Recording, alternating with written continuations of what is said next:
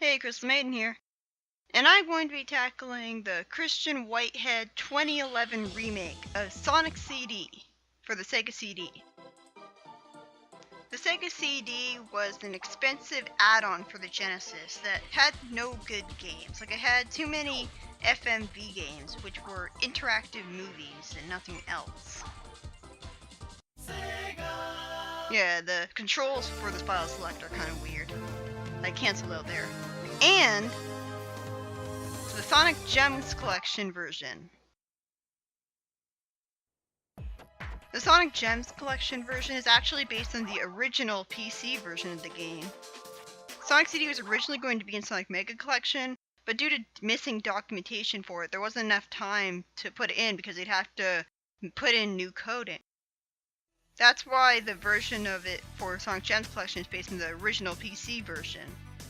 That's why they had to hire Taxman, a famous ROM hacker, to recode the game entirely from scratch for the re-release.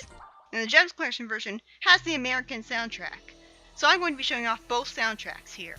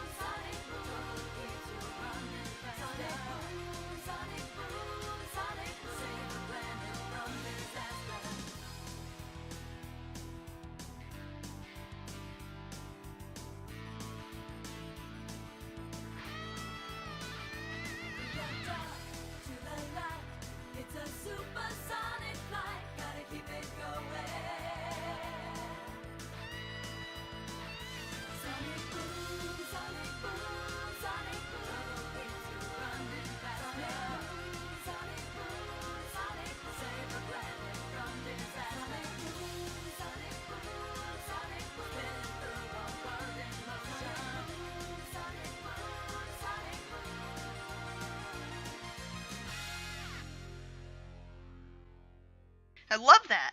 I love that title theme! Yeah! Palmtree Panic Present Japanese version. And this is pretty new for a Sonic game. A loop that sends you up. That's pretty unusual. This game has two different soundtracks. One for the American version that was changed to appeal to the American audience, and there's also a version of the soundtrack for the Japanese version of the game, and PAL, the region that is Europe. So they basically have two different soundtracks for this game, and that's why the sad thing is that, yeah, that thing's annoying. You have to jump off it at the right time. But anyways, it's sad that the most talked about thing in the game is the soundtrack, because the most talked about thing in any game should be the gameplay. Maybe I'm a retro gamer, that's just me talking, but it's a game, you know, you should be focusing on the gameplay. Me personally, I prefer the Japanese soundtrack because it sounds a lot more like a video game, and like a Sonic game in general. Yeah, the weird thing is that they call acts zones in this game. And it makes sense because this game takes place on Little Planet. So it takes place on a much bigger area than Sonic games usually take place in. It's on a planet, and not just a small island or whatever. So it makes sense that the acts here may encompass a much larger amount of space than the acts on the islands.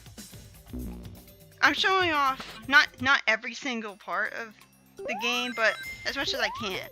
This is Act 1 of the Bad Future of Palmtree Panic. And as you can see, I'm going to be showing off both versions of the game that I have. The Gems Collection version with the American soundtrack, and the PC remake, which I think is a far superior game because it fixes the problems the game has with the collision detection issues, which I don't think is that big of a deal unless you're trying to time travel, or when you're trying to get stuck on the wheels and not get flung off them, but I'll get to the wheels later. Basically, here's the main gimmick of this game. You can time travel in the levels by hitting the time travel posts and spinning them around. And then you have to keep a constant momentum and go at a really fast speed so that you time travel. I think it's based on the whole Superman flies around the planet really fast and it turns back time sort of mechanic. I think that's what it's based on, but I'm not sure. Yeah, isn't the American version of this theme pretty inferior? I mean, I prefer to hear the children cheering in the background. I think the Japanese version of this level's theme is the best first level theme in all of Sonic and in any video game ever. It makes me feel so happy just hearing it. It's also the perfect theme to play at the end of something because you're really celebrating the end of it. The spin dash really sucks in the original version of the game. It was fixed to be like Sonic 2 spin dash in the PC remake, but I don't think of that as canon. It makes sense that spin dash sucks in this game and takes a really long time to charge up because this was canonically before Sonic 2. This was the first instance of the spin dash, so it makes sense that spin dash sucks in this game because Sonic's still learning how to do it. The level design of Sonic CD is all about the springs. There's a massive amount of springs everywhere. And Sonic fans love to bitch about having springs all over the place, and I have no idea why, because they keep the fast pace of the level going. And they send you up really fast, and I guess you could complain that it's automated, but whatever. I mean, it's been like that since the first few games. And there's so many fast parts in this game, and I love it. The instant I started playing this game, I immediately thought, this is better than Sonic 1. And going back to it after Sonic 2, this is much better than Sonic 2. Or at least the first few levels anyways. I think the level design sadly falls apart after the first few levels. But it has a lot of fun parts because it's so fast. And I think a lot of people say that the level design is a lot more vertical in this game because there are two different ways to get a good future in Act 3. You can either go to the end of a level with 50 rings, jump into a ring, and you'll go to a special stage to get to a time stone. This boss is kind of annoying because of the bumpers bounce you back, but if you jump into him just right, you can kill him ridiculously easily. And in the good future, he's all pink, and he looks ridiculous. But anyways, there are two ways to get a good future. You can get the time stone. I think you have to get a time stone for both acts of a level, but I'm not entirely sure. I think there's time stones restricted to levels. Or you can get a good future by getting a roboticizer destroyed in the past. And you have to look all over the place for those roboticizers. I hate the beginning part of this level because you can run ahead and run into the spikes without any rings. And that actually happened to me twice in a row. And it happened to me twice in a row when I recorded this game. I don't remember which version of it happened in though. And that's right, I played through both versions of this game. That really goes to show you how much I like this game.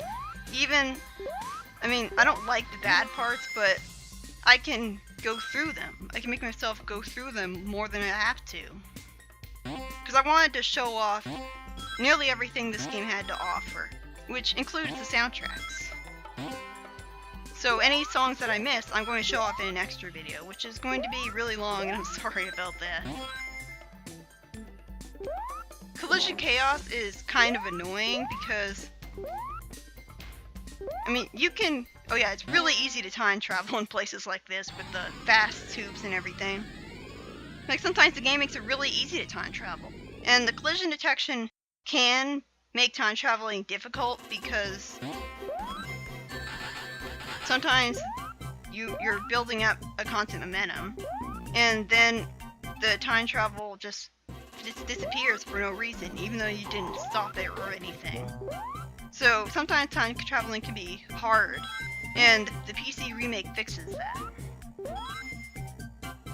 But anyways, I think Collision Chaos is kind of annoying because there's all these bumpers everywhere, and like I said in my Sonic 2 Let's Play, This game was developed around the same time as Sonic 2 but in different locations of the world.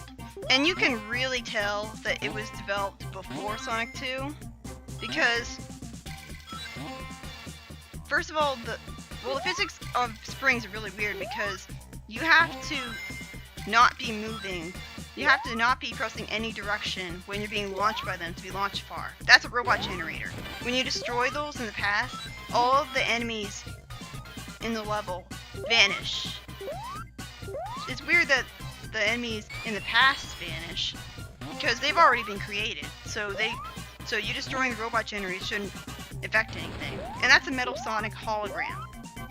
Metal Sonic attacking animals. I'm not really sure what the purpose of them being there is. I mean, is it to annoy Sonic? I doubt they actually happened. I doubt Metal Sonic wasted his time with that.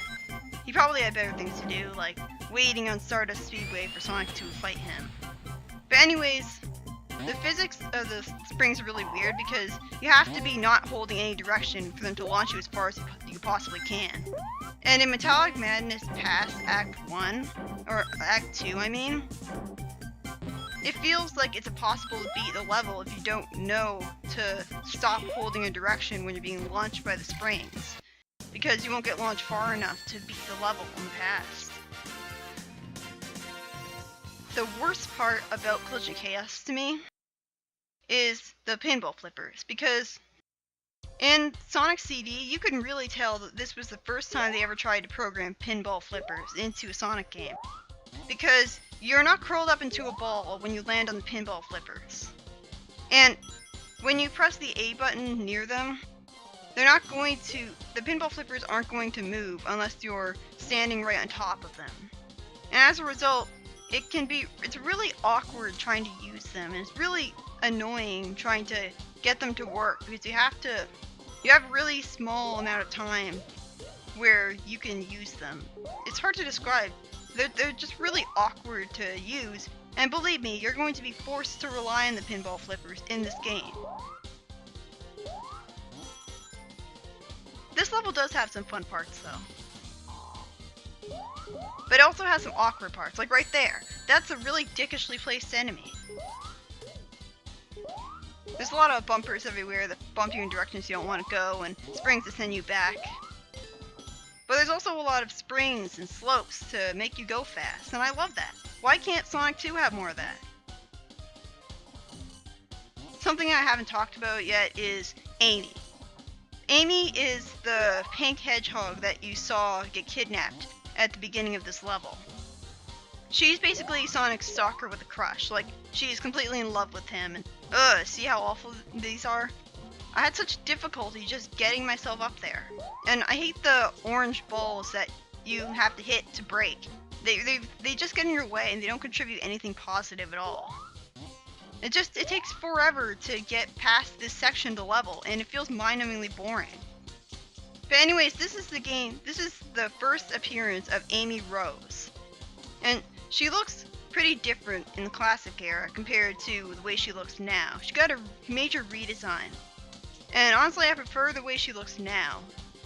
Some people complain that her classic era look makes her look too much like a pink Sonic, and she looks lazy as a result. Plus, she has really bad... I mean, I'm not about to say bad fashion sense, because I honestly have no idea what good fashion is, but I don't think the way she dresses looks very good. I hate that enemy. That enemy was really annoying. Like, I was trying to jump into it and kill it, and it wasn't working.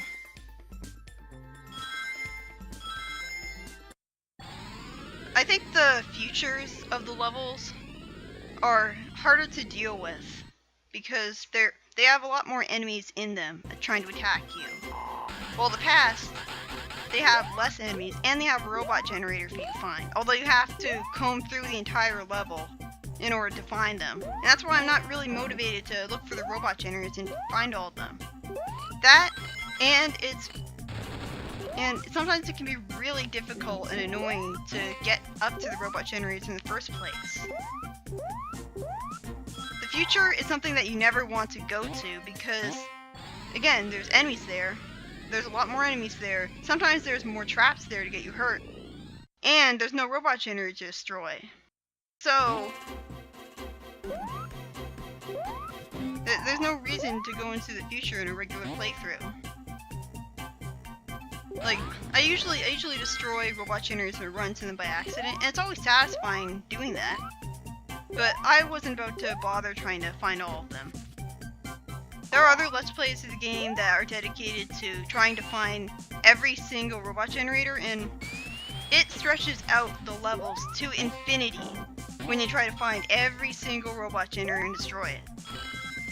It's ultimately better just to try to get the time stones. I mean, the special stages in this game suck, even on the PC remake, but at least they're sort of doable.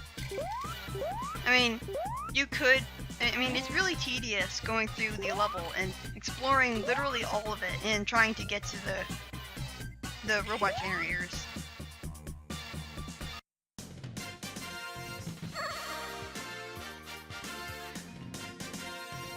And now we come to a special stage. Yeah, the special stages in Sonic City are not very good at all. Where do I even begin? First off, the ground is extremely flat. Everything on the ground is extremely flat and doesn't pop out at you at all. So every time I run into a trap and fall over, it comes as a complete surprise to me because I can't properly register what anything is on the ground. This is a rare instance where badness of the graphics actually negatively impact gameplay, because every trap on the ground surprises me. And second, the turning is incredibly awkward because you're forced to be always moving forwards no matter what. So you turn in a really large circle. When you're on the water especially, the amount of time that you have decreases rapidly. And jumping into the blue things will give you more time. But you're supposed to destroy all the purple things, and the purple things move around, and in a way that's incredibly unfair considering how you're expected to move. Just, these special stages suck. And I'm not going to be getting all of them, as is the tradition with my Let's Plays. But I'll be trying to show off some of them at least.